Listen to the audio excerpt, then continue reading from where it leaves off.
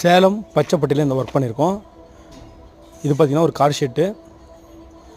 Roofing ஷீட்லேயே gate போட்டு உள்ளுக்குள்ளே ஷெட் போட்டு கொடுத்துருக்கோம். இந்த ரூஃபிங் ஷீட் வந்து JSW. கேட்டுக்கு யூஸ் பண்ண பைப் பார்த்திங்கன்னா 2க்கு 1.5, போஸ்ட்டுக்கு 3க்கு 3. உள்ளுக்குள்ளே பார்த்திங்கன்னா ரூஃபிங் ஒர்க் பண்ணிக்கிறோம் அலுமினியம் ஃபைல் போட்டு.